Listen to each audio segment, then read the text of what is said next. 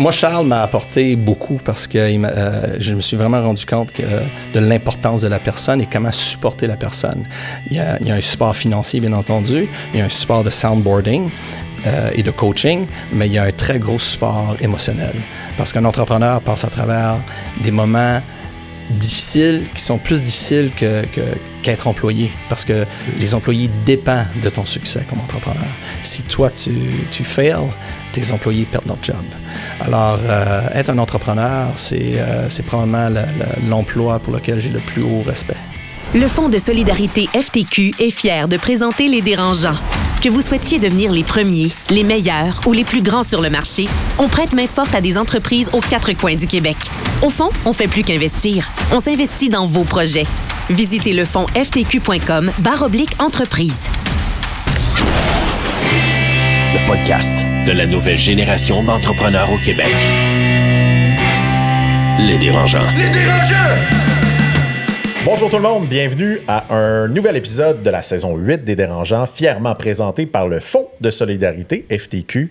Aujourd'hui, on a un épisode extrêmement intéressant où on va parler d'un sujet, la philanthropie. Et pour cet épisode-là, j'ai la chance d'avoir mon acolyte, Philippe Lamarre. Salut, Dom. Comment vas-tu? Ça va très bien, toi? Très bien. Qu'est-ce que tu t'attends aujourd'hui avec le podcast? Qu'est-ce que tu as envie de découvrir autour de ça? Ben, Chris, je ne connais pas beaucoup. Je suis allé lire sur lui. J'ai écouté des podcasts qu'il a fait par le passé. Moi, le monde des VC, je trouve ça fascinant. Moi, Toi, perdre de l'argent, c'était pas ton modèle. C'est pas mon modèle. Ça fait plus que 20 ans que je travaille pour gagner chaque dollar. J'ai pas cédé de capital à personne. Fait que je suis curieux d'en apprendre plus. C'est vrai que tu veux garder ta J'aime le contrôle, puis j'aime la liberté. Alors, Chris, bienvenue à cet épisode des Dérangeants. Très content de te recevoir. Ben, merci beaucoup de me recevoir. Ça me fait plaisir. Puis, on en parlait un petit peu avant l'entrevue. Innovia, de laquelle tu es à la tête, c'est connu dans le monde de la tech. C'est pour ça que Phil disait... Je te connaissais pas beaucoup. Tu sais, évidemment, quand tu es dans le monde de la tech, je peux te garantir, Phil, on connaît mais je Innovia. sais qu'il est connu, mais c'est ça. Moi, je suis curieux d'en savoir plus sur toi. Puis là, on sait que tu viens de Bonaventure. Bonaventure Gaspésie. Fais-nous un petit peu un topo, je dirais, rapide, parce que tu sais, le sujet aujourd'hui qu'on veut aborder, qui est un sujet qu'on a abordé dans la saison 7, qui était sur la philanthropie, dans lequel on avait rencontré, entre autres, la présidente directrice générale de la Fondation des jeunes de la DPJ, qui nous parlait sur l'importance pour les entrepreneurs de s'impliquer, qu'on en a besoin de plus. Fait qu'on a déjà abordé le sujet, mais là, on va vraiment rentrer un peu plus creux, parce qu'il y a quand même ce paradoxe-là de dire, OK, tu es en capital risque, tu es dans le monde de la tech, mais l'importance que tu donnes à redonner. Et aussi, moi, souvent, j'aime dire qu'il faut créer de la richesse pour distribuer de la richesse. S'il n'y a pas d'argent, on ne peut pas la distribuer. Mais avant ça, j'aimerais savoir un petit topo, parce que tu as quand même une histoire assez fascinante. Comme tu dis, tu viens de la Gaspésie, mais tu as eu la chance de bâtir des entreprises. Moi, j'ai entendu des histoires en coulisses un peu sur tes premières entreprises, comme tu disais, avec Netscape. Tu veux nous faire un petit topo du petit Chris jusqu'à la fondation de Innovia? Le petit Chris, j'ai grandi en Gaspésie, à Bonaventure. Je suis parti au cégep de Rimouski. Puis là, j'ai parti ma première compagnie en informatique. Puis ça m'a amené à Québec. T'as-tu toujours su que tu allais être entrepreneur? Oui. OK. C'était quoi ta première business? Je connectais des ordinateurs. OK. Donc, tout le côté Ethernet, connecter le software, Fortune 1000 et les systèmes comptables dans le temps. Essayer d'expliquer aux entrepreneurs, aux entreprises qu'il y avait besoin de connecter 2 ordinateurs. Puis ils me répondaient, non, on a un fax. Fait qu'on est parti de loin.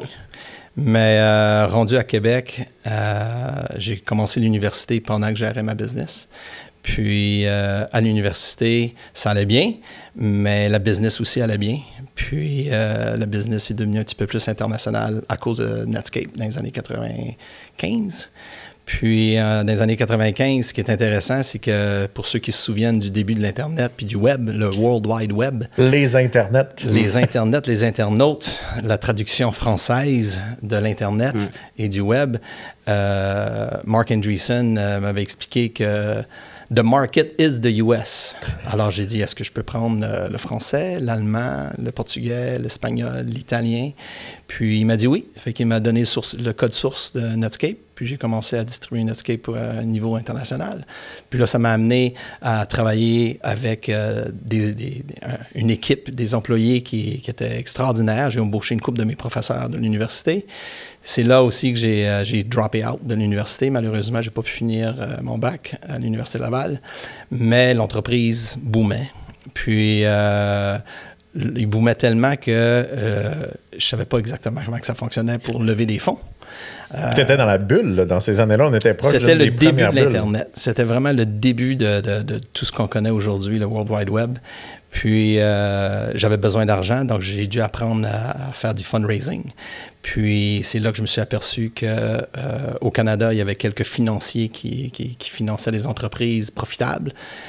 Moi, j'étais profitable avec le service, mais essayer de vendre du software puis être à l'international, ça demandait beaucoup plus de capitaux. Puis là, je suis allé chercher des capitaux en Europe. Puis ensuite, j'ai frappé un mur. Puis j'ai dû mettre à pied 85 de mes 115 employés. Ça a été très, très, très difficile. Ce mur-là est arrivé comment? C'est quoi l'histoire derrière ce mur? Je ne savais pas comment gérer une entreprise, gérer les ventes et gérer les opérations en même temps. Puis je ne savais pas comment m'entourer. T'avais-tu gardé le service ou t'avais arrêté de faire du service quand tu as levé du cash? Arrêté de faire du service quand tu as levé du cash. Commençais juste à faire des produits. Recevoir l'argent des produits, ça prenait plus de temps. Tu avais besoin de plus d'argent. Puis, c'était du cash flow, c'était un problème de cash flow. 100%. Puis malheureusement, j'ai dû fermer les portes à Québec. J'ai sauvé la France, le bureau de la France. Puis avec des employés, je les ai aidés à partir leur propre compagnie. Avec là, Martin Bouchard avec Copernic, puis Yann Delisle avec Wanted. Puis ensuite, j'avais besoin d'argent parce qu'ils ne pouvaient pas me payer non plus. Alors, j'ai joint Charles Sirois. Puis avec Charles Sirois, qui avait l'Empire Télésystème, il m'a donné accès à tous ces opérateurs et tous ces entrepreneurs qui étaient d'envergure. TW, il y avait Télésystème, Microcell, dans le côté distribution vidéo aussi, etc. TerraOX présente cet épisode du balado Les Dérangeants. En tant qu'accélérateur de start-up technologiques, on vous aide à propulser vos innovations et à vous connecter avec des acteurs clés du milieu des affaires. TerraOX accélère votre croissance. Et qu'est-ce qu'il a vu en toi, Charles Sirois, à ce moment-là? Qu'est-ce que tu avais dans... je pense qu'il a vu en moi un entrepreneur, beaucoup de grit, la capacité d'attirer des gens, puis la connaissance de l'Internet. Ouais. Je pense que c'est ça. C'est ça ton edge. Oui, c'était ça le edge. Puis j'ai commencé à faire des investissements. Puis avec Charles, j'ai commencé à faire des investissements. Puis en 2002, j'ai aidé à partir MSBI, qui est un fonds relié à l'Université de Sherbrooke, Bishops et McGill. Puis MSBI investissait dans des projets universitaires. Puis avec ces projets universitaires-là, on essaie de bâtir des compagnies. Mais c'est très difficile de bâtir des projets basés sur du IP quand tu n'as pas tout le management qui est capable d'opérer. Alors, pendant la période de 2002 à 2005, on a bâti le plan d'affaires de Innovia. Puis à partir de 2007, parce que ça a pris 2 ans à lever le premier fonds, on a lancé Innovia. Fast forward aujourd'hui, l'entreprise va bien. On est représenté au niveau mondial. On gère 2,5 milliards US. Tous des investissements dans des compagnies en technologie, surtout software, plus 1,3 milliard de co-investissements avec nos LPs. Puis on essaie de mettre le Québec et le Canada sur la map mondiale parce qu'au Canada, les gens ne se rendent pas compte, mais le VC est extrêmement important comme moteur. Je vais peut-être expliquer, parce qu'encore une fois, je le rappelle, nos auditeurs ne sont pas tous dans le monde de la tech. Donc, un VC. C'est quoi un VC? La description de Chris d'un VC, ça fait quoi? Un VC, c'est du capital de risque. C'est pas du capital qui prend un risque, c'est du capital qui prend un risque calculé. Et ce calcul-là est fait en fonction de cash flow management. Si tu t'investis à fond pendant la première année, les 2e année, 3e année, est-ce que tu es capable de convertir ça en marge de profit plus élevée pour pouvoir être un leader dans ta catégorie? Puis, nous, on s'est concentré sur le monde du software. Puis, comme vous savez, le monde du software, ça évolue beaucoup. Il y avait l'Internet, il y a le côté mobile, après ça, il y a le côté cloud. Aujourd'hui, on a le côté AI. Donc, c'est en constante évolution. Donc, il y a toujours des nouvelles opportunités. Puis, le Canada avait besoin d'un siège social, d'un fonds global ici pour démontrer qu'on était capable de supporter nos entrepreneurs dans notre propre arrière-cour et non seulement les donner à nos amis américains. Ça a été un beau 20 dernières années. Puis, tu sais, quand tu as fait ta première job avec Sirois, puis as investi dans des entreprises à l'époque, dans des entreprises universitaires? Non, pas universitaire. On a travaillé avec les universités pour le côté licence ou patent avec Charles. C'était vraiment dans des entrepreneurs.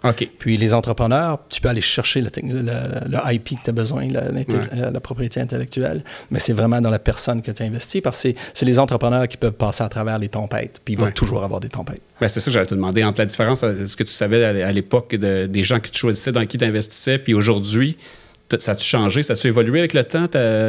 Bien, moi, Charles m'a apporté beaucoup parce que je me suis vraiment rendu compte de l'importance de la personne et comment supporter la personne. Il y a un support financier, bien entendu. Il y a un support de soundboarding et de coaching, mais il y a un très gros support émotionnel. Parce qu'un entrepreneur passe à travers des moments difficiles qui sont plus difficiles qu'être employé parce que les employés dépendent de ton succès comme entrepreneur. Si toi, tu fails, tes employés perdent leur job. Alors, être un entrepreneur, c'est probablement l'emploi pour lequel j'ai le plus haut respect. Ça, c'est le fun d'entendre définitivement des fonds. Parce qu'on a souvent, puis moi, je suis de l'autre côté. Aujourd'hui, toi, tu as traversé, je dirais, de l'autre côté de la force. Tu es devenu un financier d'entrepreneur. Mais je pense que tu es un entrepreneur, puis on en parlera définitivement parce que tu as quand même bâti le fonds. Mais tu sais, souvent, on a cette impression-là de dire que les VC, c'est des gens qui regardent des fichiers Excel. C'est des gens qui n'ont pas cette compréhension-là de l'entrepreneur, ou pas cette empathie, définitivement, de c'est quoi. Est-ce que tu penses que c'est un mythe ou une réalité qu'il y en a beaucoup? Ça a pris 20 ans à changer. C'était exactement ça quand moi j'ai commencé comme entrepreneur. Et quand on est parti à Innovia, on était seulement 2 fonds au Canada qui étaient vraiment un fonds géré par des entrepreneurs qui finançaient des entrepreneurs.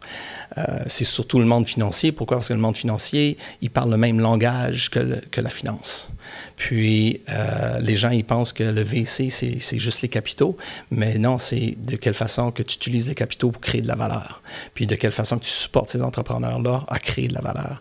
Puis, la valeur, là, c'est quelque chose qui change avec le temps. Souvent, je dis, quand on investit, the sky's the limit. Mais après 5-6 ans, tu t'aperçois jusqu'à quel point que le ciel est peut-être plus bas, puis il y a plus de nuages que tu pensais. Puis, qu'est-ce que tu fais? Bon, est-ce que tu fais des mises à pied? Est-ce que tu vas en entreprise? Est-ce que tu fais un partenariat? C'est toutes des décisions qui sont difficiles à prendre toutes seules. Parce que comme entrepreneur, chaque trimestre qui passe, il faut que tu fasses quelque chose d'extraordinaire, de plus. Tu es toujours après faire un record quarter, right? À chaque trimestre, il faut que ça soit encore mieux, encore mieux, encore mieux. Alors, c'est un monde complexe qui demande beaucoup d'empathie. Qui demande aussi une collaboration avec les entrepreneurs tellement profond que moi, j'aime dire que nous sommes le premier, nous étant moi et l'équipe, là, nous sommes le premier appel ou le deuxième appel qu'un entrepreneur va faire lorsque il vit une situation, que ce soit positif ou négatif. Fait qu'il y a une grosse décision à prendre. Il n'appelle pas son board. Il va arriver au board préparé. Peut-être qu'il ne parle pas à son cofondateur parce que c'est peut-être son cofondateur le problème. Ouais, alors, ça arrive souvent, ça. Il parle à qui? Right? Alors, il va appeler son investisseur? Cette transparence-là, c'est quelque chose. Parce que moi, j'aurais dit qu'il ne va pas appeler son investisseur parce qu'il a peur de l'inquiéter. On a beaucoup entendu ça. Moi, j'ai écrit un livre sur la santé mentale des entrepreneurs qui s'appelle « Et si l'entrepreneuriat rendait fou ?» Parce que je me suis demandé la question, est-ce que je suis devenu fou parce que j'étais entrepreneur ou je suis devenu entrepreneur parce que j'étais déjà fou? Puis c'est un peu des deux. Quand tu creuses, évidemment, cet aspect-là. Mais j'en rappelle, c'est une discussion que j'avais eue avec Isabelle Hudon de la BDC quand elle avait lancé, entre autres, son appui aux entrepreneurs en santé mentale. J'avais dit, je pense pas que les entrepreneurs vont appeler sa banque quand ça va mal, parce que s'il y en a un, moi j'ai vécu les comptes spéciaux, là, j'ai vécu les hauts, mais j'ai vécu les bas, fait que j'ai fait une faillite, j'ai vécu comptes spéciaux. Et la dernière personne que j'appellerais, c'est mon investisseur. Qu'est-ce qui fait que les gens appellent Innovia? Parce qu'on s'entend, je t'appelle, je te dis, hey, j'ai une mauvaise nouvelle, on vient de perdre un de nos plus gros contrats, tu as mis de l'argent chez nous. Ça ne me met pas à risque que vous soyez un peu plus intrusif ou contrôlant, comme disait Phil tout à l'heure, qui aime bien contrôler? La réalité, c'est qu'à ce moment-là, c'est déjà passé. Fait que c'est une question de parler des solutions. Qu'est-ce qu'on fait maintenant? Puis qu'est-ce qu'on fait maintenant peut être, malheureusement, vendre la compagnie ou fermer la compagnie, puis repartir à zéro.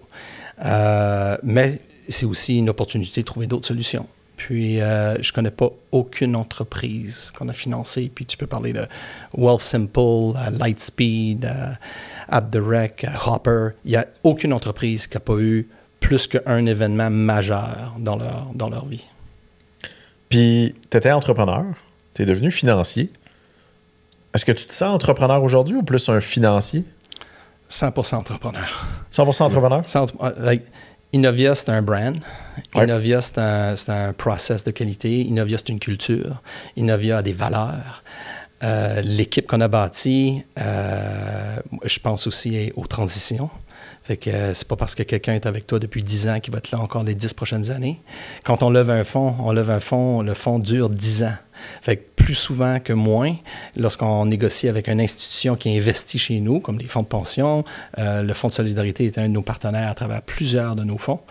Les gens avec qui j'ai négocié le premier fonds, c'est pas les mêmes personnes avec qui j'ai négocié le troisième fonds ou le dernier fonds. Les gens changent. Ouais. Mais toi, tu restes.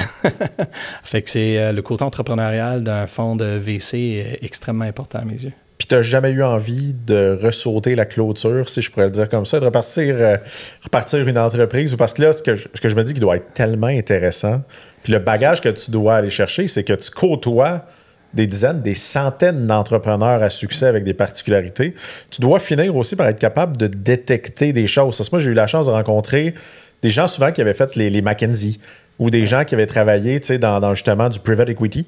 Et à quel point ils devenaient avec un flair, parce qu'à force de rencontrer des entrepreneurs, de voir des business, de voir des tendances, des opportunités, j'aurais eu l'impression qu'un jour, Chris, il aurait peut-être dit « Je vais retourner un petit peu de l'autre bord, je vais en faire un home run, même si Innovia est un home run et tu aides à en faire. » C'est-tu déjà arrivé que tu t'es posé dans ton salon, tu dirais, je continue-tu, moi, à faire du financement ou je me lance je veux pas appeler ça une vraie entreprise parce qu'Innovia est une vraie entreprise, mais de dire je me lance un produit ou je me lance de ce côté-là. Plus qu'une fois. Je me suis posé la question plus qu'une fois. Aussi considérer des opportunités de vendre la firme. Ça se fait aussi dans notre domaine. Pas aussi souvent que dans le côté software ou entrepreneurial en dehors du VC, mais ça se fait aussi. Puis, c'est en 2015 que je me suis aperçu que j'avais une vision pour Innovia, pour le Canada, pour l'entrepreneuriat au Canada, puis que l'impact qu'on commençait à avoir au pays était important. Si ce n'est pas nous autres qui allons le faire, qui allait le faire? Puis, on pouvait devenir un exemple pour d'autres fonds. Puis, on pouvait devenir aussi un exemple de création de valeur avec la façon qu'on travaille avec nos entrepreneurs. Puis, Innovia est devenu il a toujours été mon bébé, mais il est devenu le bébé que je veux voir même après. Je veux voir grandir même après que je vais avoir quitté. T'sais? Fait que la vision à long terme a vraiment kicked in, là, si on veut, là, en 2015. Ouais. Puis, c'est à partir de ce moment-là que Innovia a aussi parti en flèche. Puis, c'est comme un entrepreneur. Si tu es focusé à 100% sur une cause, 100% sur une stratégie, tout peut arriver. Si tu as un pied in puis un pied out, tu ne prends pas les mêmes décisions. Puis, c'est la même chose entre les entrepreneurs que pour un VC. Tu dois être all-in. You have to be all-in. Combien de dossiers tu reçois par année à examiner ou à regarder? À peu près 2300, 2400. Combien d'investissements tu fais? Ouais. À peu près une demi-douzaine en venture, qui est typical Series A, c'est des investissements de 5 à 10 millions initialement. 1 à 3 en growth, qui sont des investissements de 15 à 25 millions. Puis à peu près une vingtaine en pre-seed, qui sont des petits investissements d'une coupe de 100 000. Là, j'ai pas passé mes maths 436, là, fait que mes calculs seront donc moins d'1%. À peu près 1 à 1,2%. Des projets qui vont être présentés à Innovia vont être sélectionnés. Fait qu'on peut dire qu'il y a un côté, puis ça, c'est un truc que je trouve même qu'on avait perdu un peu durant la pandémie, mais que j'ai toujours aimé du capital de risque. Il y a un petit côté élitiste au capital de risque. T'sais, je me rappelle dans le temps, puis je trouve que c'est en train de redevenir ça. Avant, quand tu levais des capitaux de risque, tu avais réussi quelque chose, puis tu étais un peu le cheval sur lequel les gens misaient. Ouais. Parce que tu te faisais dire beaucoup non. Puis durant la pandémie, ou un petit peu avant la pandémie, il y a un petit peu une bulle là, où c'était très, très facile, je trouve, de lever des capitaux. Tu voyais de plus en plus de gens qui levaient pour de plus en plus des raisons obscures à certains moments. Mais moi, j'ai toujours aimé ce côté-là, puis pour avoir levé, moi aussi, quand tu dis « Hey, je fais partie du 1%. » Ouais. Je fais partie des gens qui ont réussi. Puis souvent, on a l'impression, parce que LinkedIn, hein, tout le monde va mettre leurs bonnes nouvelles. Fait que tout le monde a l'air d'annoncer qu'il lève des fonds. C'est pas quand tu obtiens du financement que tu as réussi. C'est le début. C'est le début. Ça, c'est le vrai travail, comment ça, définitivement. Mais c'est fou. C'est une courte victoire. Même, je sais pas si c'est une victoire. Ouais, parce que, j'aimerais savoir ton point de vue là-dessus. Parce que, moi puis Phil, on a un peu un parcours différent. Puis de plus en plus, je penche de retourner dans son parcours. Parce que ce qu'on oublie, c'est qu'à chaque fois que tu lèves des fonds, tu donnes une partie de ta tarte. Tu as une tarte au départ, toi, tu as ta tarte en entier chez Urbania. Une grosse partie. Une grosse partie, exact. Tu as une partenaire. Mais tu sais, vous avez votre tarte. Moi, j'ai cédé des parts. J'ai cédé des parts. Puis quand l'épisode va sortir, je peux l'annoncer à ce moment-ci. J'en ai jamais parlé. On a un scoop. Tu sais, l'entreprise va avoir été vendue. Fait que, tu sais, il va avoir été vendu à un stratégique américain. Puis à la fin, là, quand tu regardes ce qui te reste comme part, tu sais, là, au début, tu dis, OK, il me reste comme part. Puis là, tu as un paquet de conditions. Tu sais, ce qu'ils appellent là, les VC des préférences de liquidation, des rendements garantis. J'avais regardé une statistique quand même assez choquante. 80% des entreprises en France ou en Europe qui avaient fait lever une série B, le fondateur à l'exit allait toucher 0. Rien du tout. De nada. L'entièreté de l'argent retournait aux investisseurs à ce moment-là. L'Europe sont encore plus difficiles sur certaines clauses. Mais c'est parce qu'avec chaque ronde d'investissement, les attentes sont plus élevées. Comme tu dis, les requirements ou les demandes qui viennent avec le financement sont aussi plus gros. Fait que non seulement tu donnes une partie de la tarte, il faut que la tarte devienne beaucoup plus grosse. Moi, je ne le cache pas. Si demain matin, je partais à une entreprise, oui, j'irais chercher du VC. Je choisirais exactement qui je vais aller chercher et le pourquoi, et j'irais chercher le moins d'argent possible.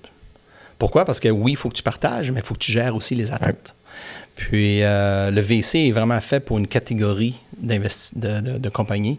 C'est pas fait pour tout le monde. Puis c'est pas fait pour tous les business models non plus. Tu disais qu'il y en a plein de compagnies qui font des investissements. Tu disais qu'il y a une culture chez Inovia. C'est quoi pourquoi un entrepreneur irait vous voir? C'est quoi que vous avez d'unique? Tout le leadership chez Inovia, c'est des opérateurs ou des entrepreneurs. Donc, ils ont tous passé à travers les tempêtes. Ils ont goûté à ça. Là. Ils savent c'est quoi. Ils savent c'est quoi mettre le payroll sur une carte de crédit. Beaucoup d'anciens fondateurs. C'est un des trucs, moi, qui m'avait quand même attiré vers ce fonds-là. La plupart des entreprises dans lesquelles Inovia a investi, les fondateurs prennent une partie de ce qu'ils ont reçu à la sortie. Parce qu'évidemment, il y a un enrichissement. On va parler tantôt de distribution de richesse. Ouais. Et réinvestissent chez Inovia, deviennent ce qu'on appelle des LP, donc des Limited Partners, donc remettent 500 000, 1 million, 250 000, peu importe, dans le fond. Moi, c'était quelque chose qui me rassure dans un fonds. Parce que quand tu vas dans un fonds, justement, où c'est que des financiers autour de la table, c'est que des fonds de la FTQ, puis la caisse, on en a besoin. Là. Mais quand tu vois des vrais entrepreneurs qui prennent un chèque de leur poche, puis qui le remettent à ceux qui les ont backés, ça, c'était quelque chose quand même que j'avais trouvé assez particulier d'Inovia. On a au-dessus de 30 fondateurs et CEO de notre portefeuille passés ou existants qui sont investisseurs dans des fonds subséquents, des fonds qu'on a levés. Mais ce qui est intéressant, on a 3 douzaines d'entrepreneurs qui ont investi chez nous, qui sont des entrepreneurs dans lesquels on n'a pas investi. Je pense que ça représente un petit peu aussi notre culture, c'est les relations qu'on a gardées avec des entrepreneurs, même si on a dit non. Puis tu as dit le mot empathie tantôt. C'est avoir de l'empathie, justement. C'est ça que vous allez chercher en ayant des anciens entrepreneurs? C'est avoir de l'empathie, mais aussi c'est avoir de l'empathie parce qu'on comprend comment que c'est difficile, on comprend pourquoi qu'ils le font et on croit dans ce qu'ils font. Même dans ceux qu'on n'investit pas parce que ça ne fit pas de notre modèle, c'est quand même des bons entrepreneurs. Toi, tu es un bon exemple. 100%. Tantôt, tu disais qu'on a dit non 4 fois, mais je pense que c'est juste 3. Je suis pas sûr. Ça y a paru comme 4. C'est parce que j'ai peut-être prévu de te redemander. Okay. Après, puis j'ai l'impression que tu vas me dire non une autre fois. Fait qu'on sera peut-être à 4, mais c'est vrai que Inovia m'ont dit plusieurs fois raison, puis vraiment du début, tu sais, début de l'aventure de Connect & Go jusqu'à la fin, je pense qu'on leur a parlé 3 fois à des moments complètement différents, puis pour des raisons différentes. Par contre, ils ont continué d'être là. Je me rappelle que je suis allé prendre un café avec Hugues chez vous pour parler de l'industrie, puis de recevoir un message en disant « Hey Dom, si tu veux que je t'introduise des gens, si tu veux que je t'aide. » Puis je dis « OK, mais... » Tu sais, puis comme entrepreneur, là, quand un investisseur nous dit non, on a l'impression un peu d'une date où tu te fais ghoster, tu te fais laisser aller. Un des trucs que j'ai apprécié, puis que je lancerais comme message à tous les investisseurs, prenez au moins 20 minutes de votre temps, 15 minutes pour donner du feedback. Moi, j'ai rencontré dans la dernière année 250 investisseurs. Le nombre de personnes, surtout au Québec, qui préfèrent disparaître que de te dire la vérité. De dire, Dominique, t'as pas assez de croissance, t'es pas assez profitable. Inovia, la première raison, c'était qu'on faisait des bracelets RFID, puis ils croyaient pas dans cette technologie-là. C'était hardware, puis ils n'étaient pas certains que ce play-là allait être un bon play. Puis ça nous a remis en question. En fait, on a arrêté de faire des bracelets suite à leur feedback. Donc, on a transformé l'entreprise. Parce que les investisseurs, un des trucs que j'ai vu aussi, c'est des gens extrêmement intelligents parce qu'ils envoient des projets, ils envoient des réussites, ils envoient des échecs. Et un des trucs, parfois, que je disais même à des entrepreneurs, je dis, même si vous ne levez pas de fonds, allez rencontrer des investisseurs. 100% Ils vous d'accord donnent avec du toi. knowledge. Ils vous donnent de l'intelligence gratuite. Ils vont vous poser des questions qui vont vous questionner. Fait que même si tu veux garder ta tarte, c'est vraiment intéressant de rencontrer ces gens-là, définitivement. Puis ce que tu dirais, Chris, parce qu'après, je veux quand même qu'on passe une bonne partie de l'entrevue sur... la première chose, c'est ta théorie de l'optionnalité, que je pense que tu as déjà parlé, qui va un peu mettre la table. Mais tu sais, pour moi, des VC, c'est des sharks. Tu sais, on les voit comme ça, c'est des requins. C'est... Surtout américains. On est peut-être au Canada, hein, souvent on est un peu plus nounours qu'aux États-Unis. On est plus poli. Mais on a l'impression, en fait, que les gens en capitaux de risque, c'est des gens durs, c'est des gens... Pour moi, c'est l'image même du capitalisme pur. C'est des gens qui mettent du capital, mais qui vont prendre ce qu'il faut. Et là, après ça, on va parler de philanthropie, on va parler d'aider les autres, etc. Comment tu navigues entre ces deux... Il y en a qui sont des sharks, oui, parce qu'ils sont plus financiers qu'entrepreneurial ou opérateurs. Veux-tu en nommer? Non. Des prénoms, juste des prénoms. Au Québec, ouais. Sauf que je vais te donner un exemple concret. Lundi, cette semaine, on a un entrepreneur qui nous a envoyé une lettre pour nous informer qu'il va fermer la compagnie. Il a tout essayé. Puis on sait qu'il y a eu la dernière année et demie très difficile et tout. Puis il a dit, lever plus de cash, ça va juste diluer tout le monde. We can't crack the code. Like, le projet qu'on avait, on a monté à quelques millions de revenus, puis on est pris. Puis on n'est pas capable de tourner ça dans une compagnie profitable. Donc, on ne sera pas capable de la vendre parce qu'elle est trop petite. Alors, on met la clé dans la porte. Puis, je t'enverrai la réponse des partners qui a répondu au email et tout. Là. C'est pure empathie. Puis la prochaine fois que tu vas vouloir bâtir une compagnie, la communication était tellement transparente, l'opportunité était réelle. On y a cru parce qu'on a mis de l'argent dedans. Puis on y croyait autant que lui, right? Puis ça n'a pas fonctionné. Il y a des changements qui s'est passé. Les tarifs aux États-Unis aussi, ça n'a pas aidé, etc. pour sa business à lui parce qu'elle était différente que d'autres business. Puis il s'est fait carrément dire « Next time, come back and see us ». Puis on a perdu de l'argent, right? Fait que oui, je pense que ça nous différencie comme fonds de capital de risque.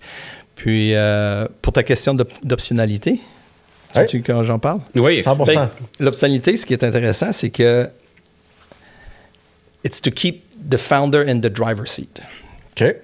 Si tu développes un plan d'optionnalité pour ta compagnie, ça te permet, comme entrepreneur et comme CEO d'une compagnie, de rester au volant de ta compagnie et de prendre des décisions. Qu'est-ce que ça veut dire? Quand tu bâtis ta compagnie, si tu vas chercher du financement à travers le temps, il faut que tu planifies que tu vas devoir donner un retour sur investissement à tes investisseurs, parce que les investisseurs, si c'est des fonds, ils ont des vies fixes, qui est normalement 10 ans. Un exemple, un fonds que ça fait déjà 4 ans qu'il investit, il reste juste 6 ans à sa vie. Dans 6 ans d'ici, lui, il faut qu'il retourne tous les capitaux ou les actions à tous ses investisseurs. Puis il arrive quoi à la fin, là? Tu as investi, moi j'ai entendu beaucoup l'histoire de Lightspeed, qui est une des raisons pourquoi, entre autres, la caisse est embarquée. Je pense que c'était Axel, que le fonds arrive à la fin. Puis je pense, je me rappelle plus si c'était JP ou Dax, qui racontait qu'ils s'étaient rendu compte qu'ils étaient en train d'essayer de le vendre parce qu'ils devaient retourner l'argent à leurs investisseurs. Exactement. Ça t'es-tu déjà arrivé de forcer à vendre le business? Axel était à la fin de vie de leur fonds. C'était leur premier fonds growth. Puis il y avait des acheteurs intéressants. Ça générait un bon retour. Ça aurait été un bon petit succès canadien comme les autres succès canadiens, une couple de centaines de millions. Bien, plusieurs centaines de millions, mais pas 1 milliard. Puis... J'aime ça comment il parle de pas 1 milliard. Puis c'est un peu comme cheap money. On s'est assis avec JP, c'était Dave qui était le CFO dans le temps, puis Dax. Puis les trois, ils voulaient continuer. Ouais. Mais Dax sentait une responsabilité envers Axel parce que c'était ça le deal. Il savait que le fonds allait être fini dans 5 ans, etc. Puis il y avait un handshake deal sur qu'est-ce qui allait se passer, etc. Puis la compagnie n'avait pas réussi à créer plus de valeur, mais il avait quand même créé assez de valeur que ça générait un super de beau retour pour Axel. Puis on s'est assis avec la caisse ainsi que d'autres investisseurs. Les autres investisseurs étaient américains. La Caisse était le seul gros Canadien avec Investissement Québec qui était prêt à supporter et participer. Puis, on a racheté Axel. Mais il ne faut pas oublier, en 2017, là, faire une ronde secondaire, qui veut dire racheter des actions d'actionnaires. C'est pas mettre de l'argent dans la compagnie, c'est sortir l'argent de la compagnie. C'était 200 millions qu'on envoyait à Axel. C'était le plus gros secondaire en technologie au Canada à l'époque, en 2017. Puis, il fallait y croire, là, parce que là, avec ton 200 millions, il faut que tu génères un multiple et un retour. C'est quoi l'attente moyenne dans un fonds comme le vôtre? 5 fois? Venture, c'est 10. Imagine, ils mettent 200 millions, Phil. Ben, Ils veulent 2 milliards. Ah oui. Growth, ça va être 5. C'est 3 à 5. 3 étant le plancher. Le plancher, 5 étant l'objectif. Puis le 10 dans Venture, c'est parce qu'il y a beaucoup plus d'entreprises qui vont fermer, que ça ne fonctionnera pas pour différentes raisons, qui sont souvent des raisons hors du contrôle de l'entrepreneur. L'entrepreneur, il contrôle ses employés, il contrôle son produit, mais il ne contrôle pas le marché, il ne contrôle pas l'économie, il ne contrôle pas la COVID, etc. Right? Dans le côté growth, il y a une certaine stabilité avec la compagnie. Il y a toujours un moyen de tout simplement la vendre. Parce que la compagnie est beaucoup plus grosse, puis elle a une valeur pour quelqu'un d'autre. Mais plus qu'une compagnie grossit, moins qu'il y a d'acheteurs aussi. 100%. Le bassin réduit, oui. Réduit. Donc, c'est une question d'IPO ou une question stratégique de continuer de grossir. Puis, avec Lightspeed, regarde, on a racheté à moins d'1 milliard, puis on a fait l'IPO un petit peu plus un an plus tard, à 1,8 milliard. Puis encore aujourd'hui, même si avec tout ce qui se passe dans le marché et tout, c'est quand même une compagnie de quelques milliards. Yes, 3 milliards, je pense. C'est une belle... Mais vous êtes dans un hit business, comme dans la musique ou tout ça. C'est un succès va payer pour plusieurs échecs. C'est un peu un mythe dans le milieu, là, que vous allez perdre cette fois, que vous allez... Non. C'est pas vrai? Nous, on s'attend à 25 à 30% de pertes. C'est pas mal le ratio qu'on regarde. Donc, il va y avoir un nombre d'entreprises qu'on va avoir payé trop cher pour rentrer, puis quand on va sortir notre argent, on va sortir un petit peu plus que notre argent. Et ensuite, tu as ceux qui vont retourner 2 fois, 3 fois, puis ensuite, tu as tes winners. Ouais. On a un fonds qu'on a retourné 5 fois. Oui, on a 2 compagnies qui ont retourné chacun 1 fois le fonds. Oui, mais les autres compagnies ont retourné 3 fois le fonds. Ouais. Ça aussi, c'était une belle histoire pour démontrer aux investisseurs canadiens qui investissent dans des fonds et dans des compagnies en technologie que ça se fait. Si tu n'es pas capable de démontrer qu'il y a un pattern de succès, les gens n'y croient pas, tout simplement. Mm-hmm. Donc, ils se tournent vers les États-Unis puis ils investissent plus d'argent aux États-Unis. Puis c'est ça le challenge avec le Maple 8 au Canada, qui sont tous nos gros fonds de pension. Il y a juste la Caisse de dépôt qui a un double mandat de s'occuper de son terroir et s'occuper de générer des meilleurs retours. Ouais. Tous les autres fonds de pension, c'est juste le retour. Donc, l'argent ne rentre pas au Canada, il va majoritairement aux États-Unis ou en Europe ou à l'extérieur. Mais ça, c'est après changé là, présentement, puis on met beaucoup d'efforts à les éduquer, à leur montrer des patterns de succès. Ouais. Fait que continuons avec la théorie de l'optionnalité. Tu es en train de dire, c'est laisser la personne au siège. Comme entrepreneur, si tu comprends que tu vas devoir soit racheter ou trouver du financement qui va racheter en secondaire tes investisseurs, si tu crois que tu peux vendre la compagnie, même si tu ne veux pas la vendre, si tu es capable d'entretenir des relations et ou développer ta plateforme sur une base technologique qui est compatible avec des acquéreurs potentiels, le fait que quelqu'un soit intéressé à acheter ta compagnie, tu vas avoir plus d'investisseurs intéressés à investir, parce que s'il y a quelqu'un qui est prêt à acheter à 300 millions ta compagnie, mais peut-être que ça peut valoir 1 milliard. Donc, moi, je vais investir, je vais faire 3 fois mon argent. Right? Fait que, si tu t'occupes de ta compagnie comme étant un véhicule de création de valeur pour tes employés, pour tes investisseurs, tu vas t'occuper de toujours être à l'affût de financement potentiel, même si ça ne vient pas sur le balance sheet. L'exemple de la Caisse de dépôt avec Axel et Investissement Québec. Si tu vois des acquéreurs, comme il y a une transaction qui est Poca, la Ville de très Québec. Belle transaction. Avec Alex. Alex le savait que nous, on était à la fin de vie de notre early stage fund, puis que on allait devoir sortir, donc on s'organisait pour avoir une grosse ronde de financement qui allait aussi pouvoir nous sortir. Puis dans le process, il y a quelque chose qui a changé dans le marché. Lui, dans le domaine software pour le côté manufacturier. Puis il est venu cogner à la porte, puis il a dit je pense qu'on devrait vendre la compagnie au complet. Fait que là, on s'est tourné de bord, puis nous, on n'est pas du genre, comme investisseur, à dire non, go, crée plus de valeur.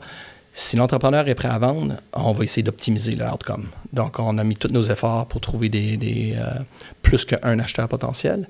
Puis, Alex et Antoine ont eu le choix. Ils ont eu 3 offres de firmes vraiment différentes, private equity, stratégique et growth capital. Puis, ils ont choisi le stratégique parce que le stratégique allait continuer à développer des emplois ici au Québec, à Montréal et à Sainte-Foy. Puis, eux allaient continuer à jouer un rôle dans le executive management team.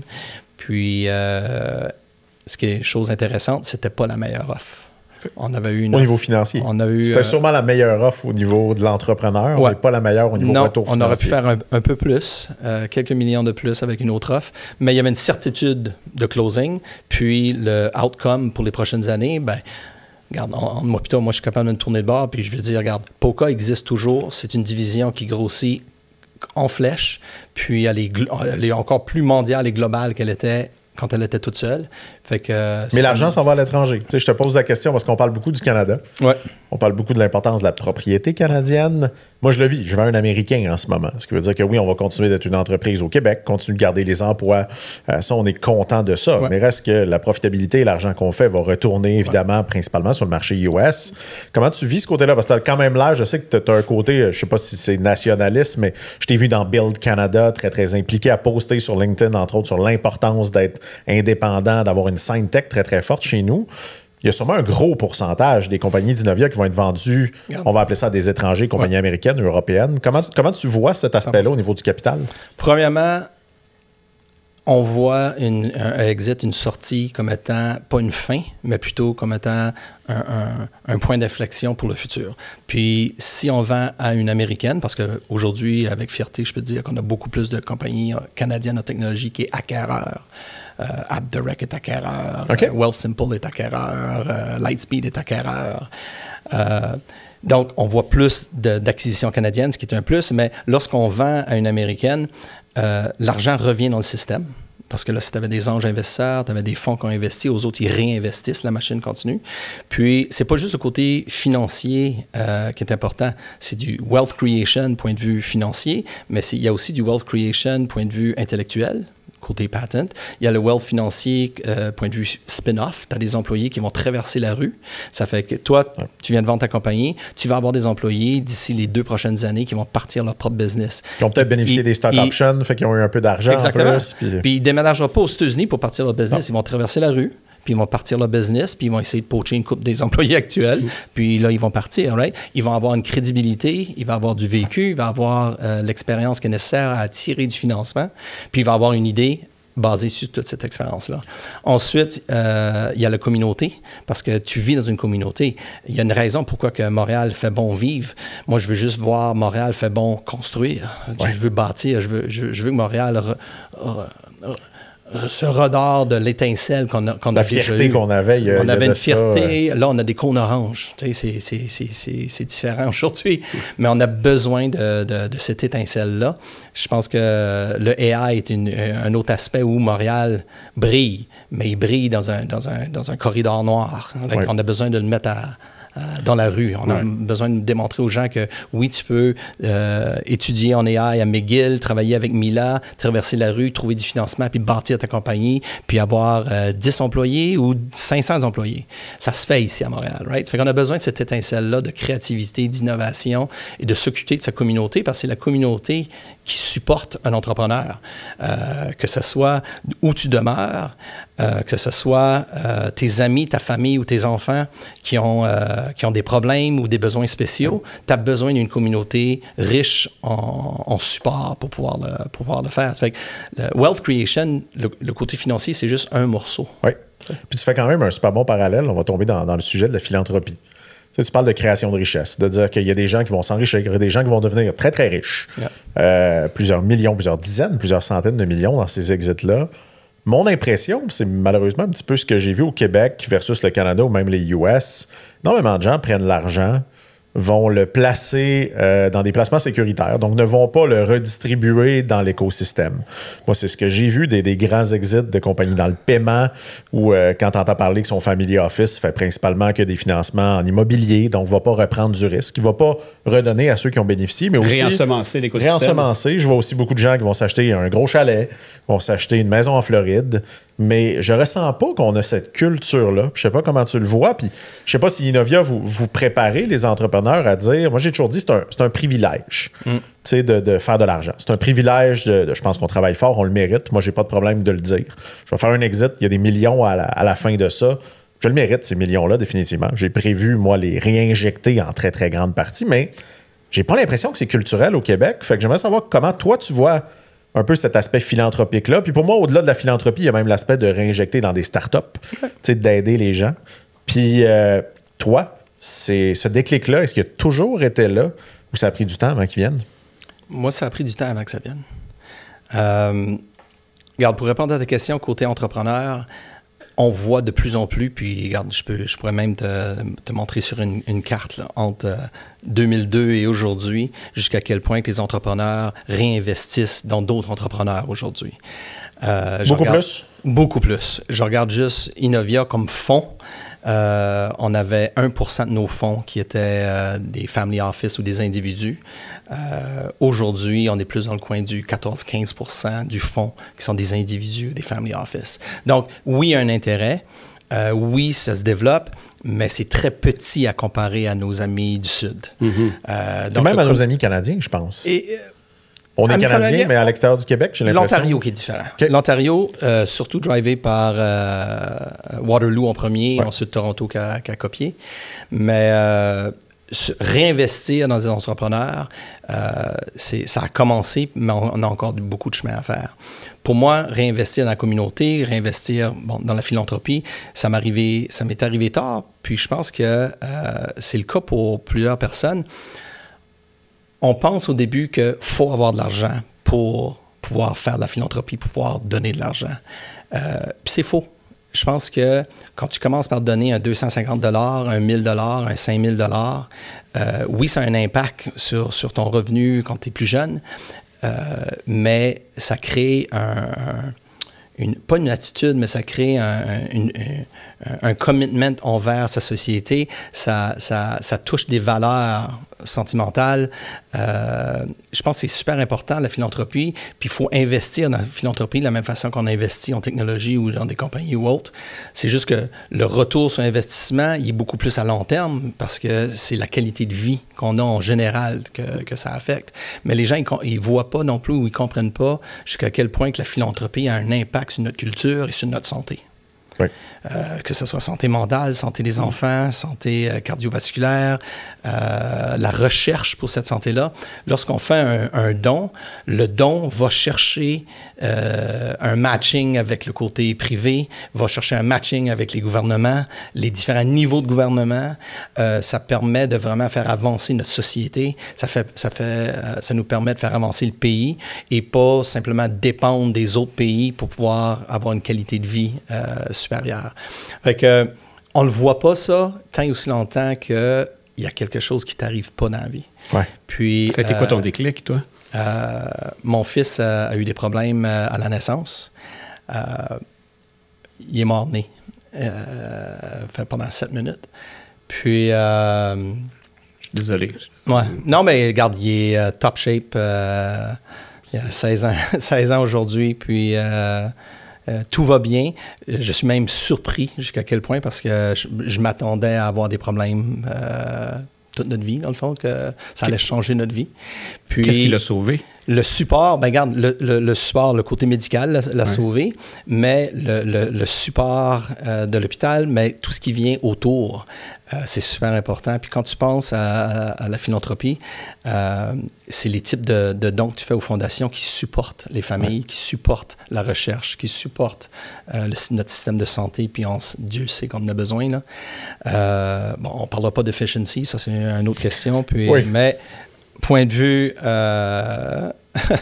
philanthropie. Je pense que les OSBL sont très efficientes. Moi, ce que j'ai vu, j'ai été surpris pour en côtoyer.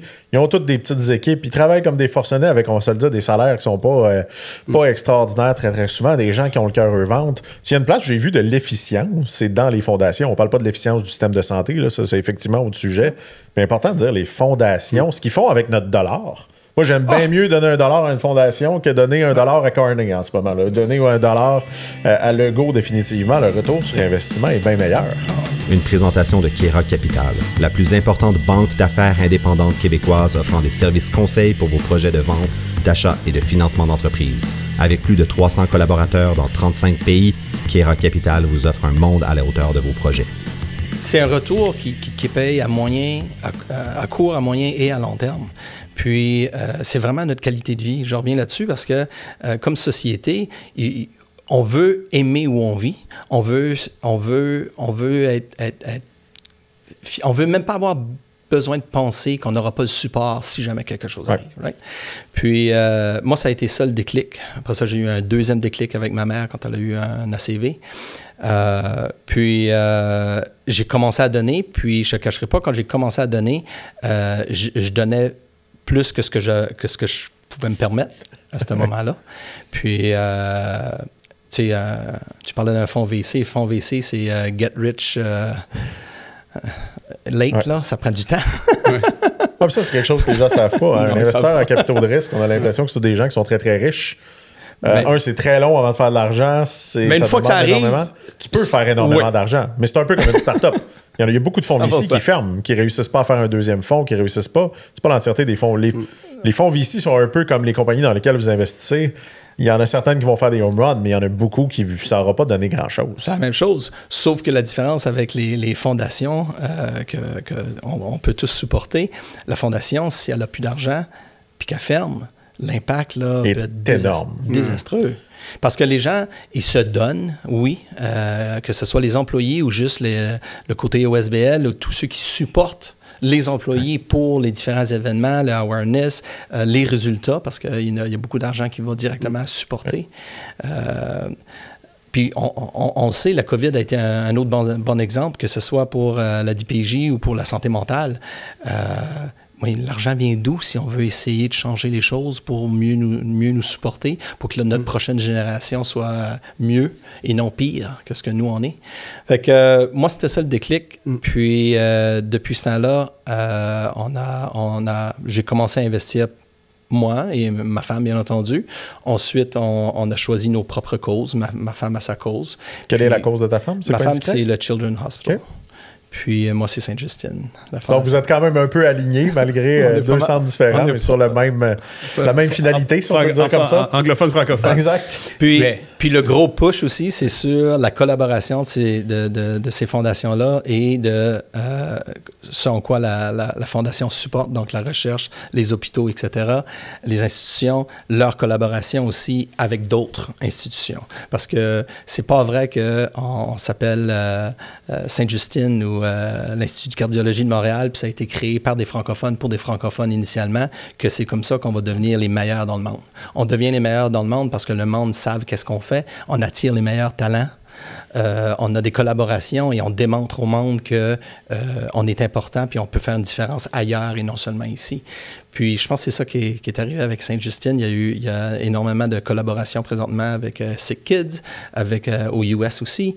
Puis ça permet de nous élever ensemble. Puis tu es un investisseur avisé. Est-ce que tu fais la même chose quand tu investis? J'ai aimé que tu utilises le mot « j'investis » dans des fondations. Ouais. Fais-tu un due diligence d'investir? Exact. Dans quel projet, qu'est-ce qu'ils vont faire? Puis peut-être de parler aux entrepreneurs. Parce que je suis sûr qu'il y a plein d'entrepreneurs qui nous écoutent, qui n'ont jamais donné, qui ne savent pas trop, qui ont aussi possiblement, malheureusement, l'impression que ça va payer des gros salaires de DG de fondation. Tu sais, il y a des préjugés sur la philanthropie aussi. Un investisseur, là, comme le président de Innovia, fondateur de Innovia, c'est comment il choisit sa cause, je l'ai compris, c'est un élément déclencheur, quelque chose que tu as des valeurs. Mais après, comment tu t'assures que le dollar, le 10 $, le million que tu donnes, va avoir réellement de l'impact? Tu gardes une communication ouverte. Tu fais ton due diligence aussi, 100%. Tu veux savoir l'argent va où, de quelle façon, qu'est-ce qui se passe. L'argent, lorsqu'elle est dans un compte de banque, elle fait quoi? Est-ce que l'argent fait du rendement pour pouvoir faire plus ou l'argent, non, est mis de côté puis éventuellement, on va en manquer, right? Les types d'initiatives, l'authenticité des gens, super important. Puis ça revient à pourquoi choisir une bonne cause qui tient à cœur. Puis on a plein des causes, là. Mais choisir une cause, c'est quelque chose que personnellement, je dis à tous nos entrepreneurs. Certains de nos entrepreneurs créent leur propre fondation pour pouvoir supporter plusieurs fondations. Nous, de notre côté, ou moi de mon côté, on l'a fait familial. Fait que moi, tous les dons, c'est personnel. Innovia est cash in, cash out. C'est pas une entité qui peut faire beaucoup de donations. Mais nous, personnellement, on choisit. Puis, on a fait un sujet familial. On en parle avec les enfants. Puis, c'est intéressant déjà dans la de culture voir. de tes enfants? Sens-tu que tes enfants donneraient? Ouais. Moi, je l'ai vu. Moi, j'ai deux filles. J'ai pas les tiennes, mais moi, c'est quand même surprenant. J'ai une de mes filles qui donnerait tout ce qu'elle a. C'est même un problème. Là, tout ce qu'elle a dans sa petite banque, elle le distribue. Tu vas avoir des itinéraires. Elle donne. L'autre est un peu plus ce qui est à moi. Puis la notion du partage, la notion de redonner demande un effort supplémentaire. Je sais pas, toi, Phil, tes enfants, tu sens-tu qu'ils ont cette philanthropie-là en dedans d'eux? C'est un peu comme toi. Ça dépend. C'est à géométrie variable. Mais c'est sûr que tu fais des choses pour les sensibiliser? Ben, c'est sûr que tu essaies de faire comprendre que c'est un cycle. Tout ça, quand tu parlais d'écosystème, je pense qu'il faut comprendre qu'on s'inscrit dans quelque chose de plus gros que nous. On n'est pas juste venu sur Terre pour prendre puis pas donner. Je pense que mais tu sais, comme parents, notre job, c'est de partager nos valeurs puis de faire en sorte qu'il y ait une transmission. Je pense que c'est la même chose quand vous investissez dans une compagnie. J'imagine que comme investisseur, tu dois vouloir... oui, on veut voir le purpose. On veut voir les valeurs reflétées. Et tu choisis des gens pour leurs valeurs aussi. Tu fais des bonnes valeurs. Comme nous, un exemple, avec les enfants, c'est toutes les petites choses, je pense, qui sont importantes avec les enfants. Souvent, ils nous regardent sans parler. Hein. Ça, c'est un des trucs que j'ai fini par 100%. Savoir. Nos enfants, souvent, ne nous le diront pas. Mais tout ce qu'on fait, ils vont s'en rappeler. Puis parfois, ça va prendre quelques années, mais ça va avoir un impact. Une culture familiale, c'est comme une culture d'entreprise. Hein? C'est les fondateurs. 100%. Les gens imitent les fondateurs. Puis tu te crées des outils aussi. Si un de mes enfants veut donner à telle cause, souvent, c'est parce que c'est un de ses amis qui est impliqué. Plus souvent qu'autre chose. Ce qui est aussi le cas comme entrepreneur. Hein? Oui, souvent, on donne absolument. à quelqu'un en qui tu as confiance. Exactement. Puis, on va faire du matching. Fait que si tu veux donner quelque chose, nous, on va matcher. Bon, souvent, on va plus que matcher, là, mais... plus inflation. Mais il y a un commitment, right? Ouais. Quand on se promène en auto, j'ai toujours une cinquantaine de piastres dans l'auto, puis ma femme, elle a toujours de la bouffe. Pourquoi? Parce qu'à chaque coin de rue qui va avoir un itinérant ou quelque chose, elle va offrir quelque chose à manger ou de l'argent si jamais il n'y avait plus de bartende ou quelque chose d'autre. Mais on a ça dans notre auto. Dans notre auto, donner un exemple. Mais ça, c'est juste des petites choses qui créent un pattern de pensée, qui créent une façon physique de refléter c'est quoi des valeurs. Right? Tu as de l'empathie, ça veut dire quoi? Mais l'empathie, là, elle apparaît seulement dans un moment critique. Okay. Le reste du temps, tu parles de l'empathie, mais ça ne veut rien dire. T'sais? Fait que qu'est-ce qui se passe au moment? Ben, tu crées tous ces petits moments-là. Puis, on les a impliqués dans nos plus grosses décisions aussi. Mais dans nos plus grosses décisions, je ne suis pas sûr qu'ils se sentaient attachés. Parce qu'ils ne connectaient pas vraiment. C'est sûr, mon fils, lui, il voit la raison, mais je ne suis pas sûr que si c'était juste de lui, il le ferait. Mais une conversation qu'on a eue récemment, il y a un de ses amis qui voudrait faire partie d'un voyage d'école. Il n'y a pas les moyens, la famille n'a pas les moyens pour envoyer son enfant. Fait qu'il a demandé, est-ce qu'on pourrait financer son ami? Puis tu poses la question, est-ce que tu veux financer l'ami ou si tu veux financer une cause? Parce que si tu finances une cause, tu viens avec une infrastructure pour supporter la personne de différentes façons. Si tu finances l'ami, c'est comme un cash-out, c'est un one-off, right? Fait que ça fait réfléchir. Tu sais, ça aide. C'était quoi sa réponse? Il a accepté, mais je pense que... Il voulait financer l'ami. Il voulait financer l'ami. C'est correct. Avec raison. Mais c'est déjà de l'empathie, c'est déjà beau. Ouais. C'est déjà beau. Puis je me doute, là, tes enfants grandissent dans un milieu qu'on peut appeler bourgeois. Moi, je vis la même chose. Moi, c'est une de mes plus grandes craintes. Je viens d'un milieu extrêmement modeste. T'sais, mes parents faisaient 35 000 à 2. Fait que c'est pas énorme définitivement. Puis j'ai cette crainte-là. Puis souvent, c'est une discussion à la maison. C'est-à-dire, j'ai peur. On habite à Saint-Hilaire. Mes voisins sont médecins. Puis j'ai peur d'élever deux petites bourgeoises. J'ai peur d'élever. Puis Charlotte, à un certain moment, est allée chez un ami. Puis ils vont à l'école publique. C'était important pour moi au minimum primaire. De dire, je voulais qu'ils côtoient toutes les tranches de la société, si on peut l'appeler comme ça. Puis elle va dans un appartement. Puis là, elle dit, mais papa, c'est scandaleux. Ils dorment les deux dans la même chambre. Est-ce qu'on peut les aider? Puis d'un côté, je voyais à quel point elle était déconnectée de la réalité, parce que c'est vraiment pas si pire que ça. Mais j'ai dit, il y a quand même un geste d'empathie à l'intérieur de ça, de dire, hey, j'aimerais ça qu'il y ait le mieux, qu'il en fasse plus. Puis c'est des petits gestes importants. Puis je pense que comme entrepreneur, puis que tu sois là, je trouve ça intéressant. C'est qu'on a besoin... Moi, je suis d'accord avec ce que tu as dit tout à l'heure. On faisait des petites capsules, puis tu as dit, faudrait pas vouloir mettre notre nom sur une bâtisse. C'est pas pour ça qu'on devrait donner. C'est correct pour ceux qui veulent le faire, là. C'est correct. Après, moi, je me questionne un peu sur le... En fait, si c'est un... ça permet de dire, OK, j'ai un leg familial peut-être de ce côté-là. Par contre, je pense quand même qu'il faudrait parler plus de ce qu'on donne sans l'utiliser comme du narcissisme, de l'ego, Mais plus d'entrepreneurs vont ouvertement dire, moi, la philanthropie, c'est important. Moi, je redonne. Moi, je m'implique. Ouais. Moi, je suis là. Ça a un effet contagieux. Ça devient un peu cool. T'sais, la réalité, moi, j'ai quand même vu comme président d'honneur de la Fondation des jeunes de la DPJ, ça m'a pris beaucoup plus de temps que je pensais, puis ça m'a coûté beaucoup plus d'argent que je pensais en toute transparence. Mais ce que j'ai reçu, en termes, je dirais, d'amour, on peut le dire comme ça, de gens qui m'ont dit hey, félicitations, vous avez levé les fonds. Le party que c'était cette soirée-là, ce bal-là, puis d'être une gang. Parce que moi, ce que j'ai vu, puis la plupart des gens là, autour de la Fondation, tu parlais d'Yvon, qui est sur le conseil que tu connais, beaucoup de gens du milieu financier, Fred Bastien était là aussi, que j'ai recruté. C'était tous des gens que je ne connaissais pas, sont tous devenus des amis. Parce qu'on se donnait le défi ensemble de lever $1 million. On avait une cause. Puis un des trucs que j'aimais le plus de Julie Pagé, de W Investment, qui était ma coprésidente d'honneur, elle nous rappelait à chaque fois de dire « Je le sais que c'est dérangeant de solliciter les gens. C'est dérangeant de les harceler. » Mais elle dit à chaque fois que vous le faites, là, pensez aux jeunes dans le centre jeunesse, pensez aux jeunes de la DPJ, puis ça ne vous dérangera plus. Puis il y a du monde que j'ai sollicité là, de manière assez... tu sais, j'ai des fournisseurs, puis ça, c'était Jacques Tanguay qui m'avait appris ça. Jacques Tanguay, quand il voulait que tu donnes des fonds, il te demandait pas, il t'envoyait une facture. Fait qu'il t'envoyait des billets pour l'événement avec une facture. Fallait que tu l'appelles pour annuler la facture ou les billets. C'est pas beaucoup plus difficile. Je trouvais que c'était un truc pas pire. Je me rappelle, j'ai déjà reçu une facture avec des billets, mais c'était un fournisseur. C'est parce que tu avais une relation d'affaires. Je faisais pas ça avec tout le monde. Il y a sollicitation puis extorsion. Certains moments, il faut pousser un peu puis il faut oser. Je pense que c'est ce que tu fais. Au Québec, on a besoin parce que... Puis, tu sais, moi, je viens d'un petit village de 2800 habitants. Là. Donc, 2770, tu m'as dit. Récemment, 2700. Il y a un déclin en Gaspésie, je sais à le dire sur le podcast. Chris nous a informé qu'il y avait un déclin. Mais c'est un petit village, puis partir de là, puis dire qu'on va faire des dons, mais en Gaspésie, on s'entraide. 100%. Si quelqu'un a faim, on lui donne à manger. Sauf qu'on ne peut pas aider quelqu'un qui a un problème mental. Non.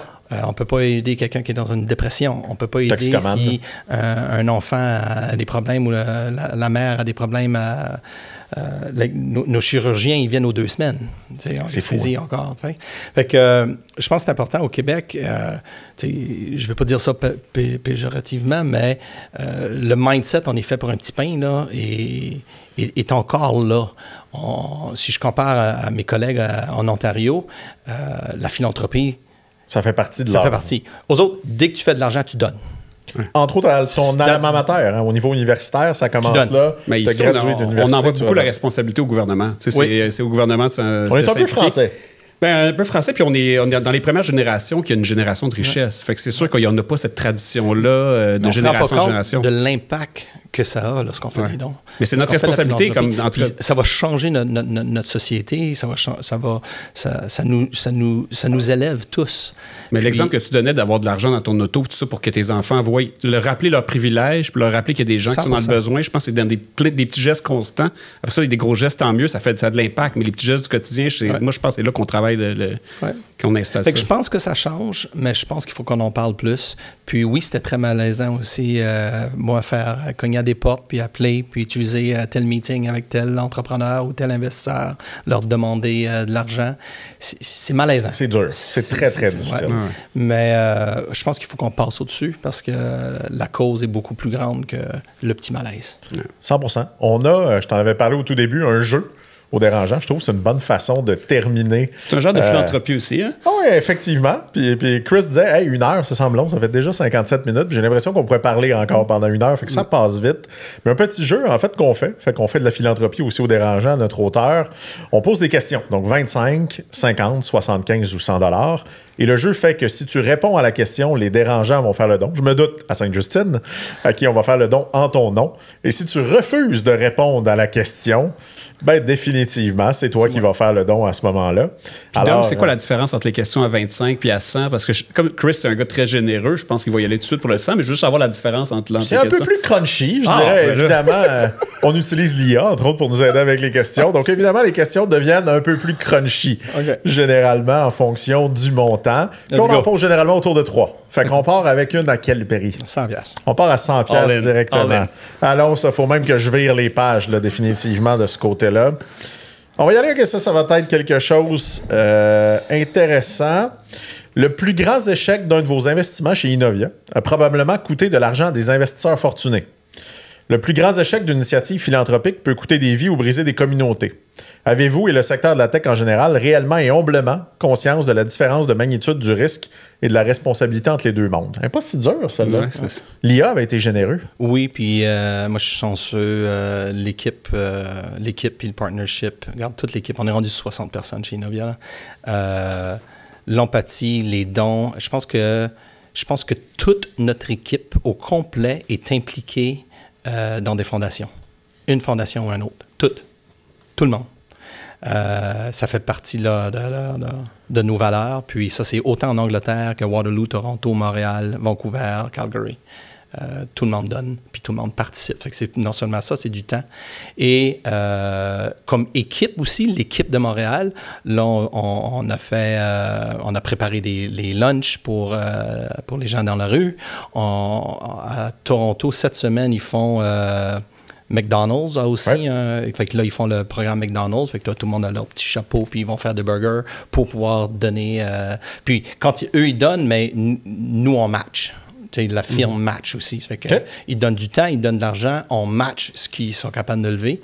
Puis ça fait partie de notre culture. Fait que oui, je pense qu'on est clair là-dessus. Fait qu'un premier 100$, tu vas-tu sur un deuxième? Deuxième. Combien Chris va déclarer de dons sur son rapport d'impôt en 2024? Personnel? 140.